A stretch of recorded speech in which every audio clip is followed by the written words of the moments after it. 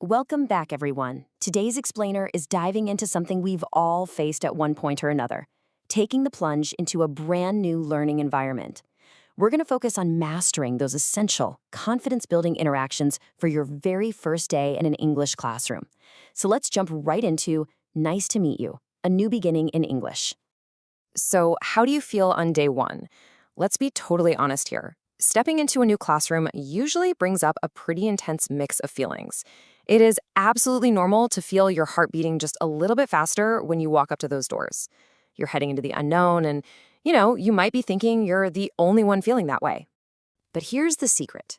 Almost everyone in that room is experiencing two things at exactly the same time.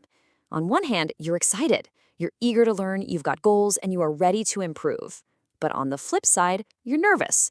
You're probably worrying about not knowing anyone or maybe making a mistake. And you know what? Both that excitement and that day one anxiety are completely normal. They almost always go hand in hand. To help manage those nerves, let's kind of redefine who we actually are in that room. A learner isn't just someone sitting there memorizing grammar rules from a textbook. No, a learner is a student taking a really brave step to communicate with confidence, even if they only know a few words.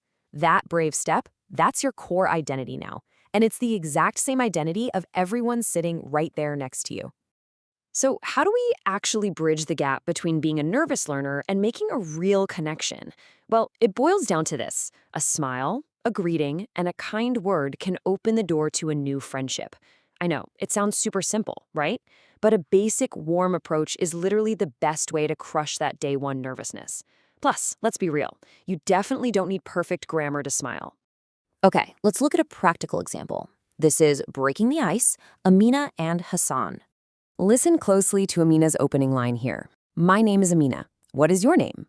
Notice how she doesn't wait around for someone else to make the first move.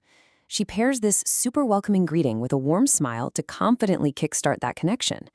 By just stating her own name first, she instantly takes the pressure right off the other person. It's a total game changer.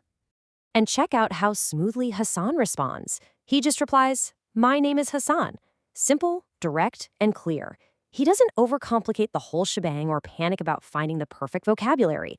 By just mirroring her clarity, they're laying the foundation for a brand new friendship before the teacher has even walked in the room. We can actually break down this successful greeting into 3 really simple, actionable steps. Step 1, greet. Just a quick good morning or hello. Step 2 is name, saying my name is. And step 3, origin, where you ask, where are you from? If you lock these 3 easy steps into your memory, you will never be stuck for words when meeting someone new. Let's zoom in on that critical third step for a second, asking about origin. When Amina asks, where are you from? Hassan gives a very specific answer. I'm from Kumila. Giving a clear, factual answer, like your hometown, gives the other person a solid detail they can latch onto, which keeps the conversation flowing super naturally. All right, moving right along to the power of polite expressions. Now, getting the facts across is great and all, but everyday polite expressions are what truly make a conversation feel welcoming. We're talking about phrases like hello, hi, good morning, nice to meet you, welcome to our class, and thank you very much. These act like a social buffer. They instantly soften the edges of the interaction and create this respectful vibe that just puts everyone right at ease. As Amina and Hassan wrap up their little chat, we see this exact etiquette in action. Amina says, welcome to our class, and Hassan replies with, thank you very much. It is a perfectly polite way to wrap things up. It shows mutual respect and gratitude, and it leaves both of them feeling super positive before the actual lesson even starts. Then, the whole dynamic shifts because the teacher enters the room. Good morning, everyone. Good morning, sir. Notice how those same polite expressions just seamlessly extend from peer to peer right over to student to teacher. The respect you're building with your classmates naturally translates into respect for the entire classroom environment.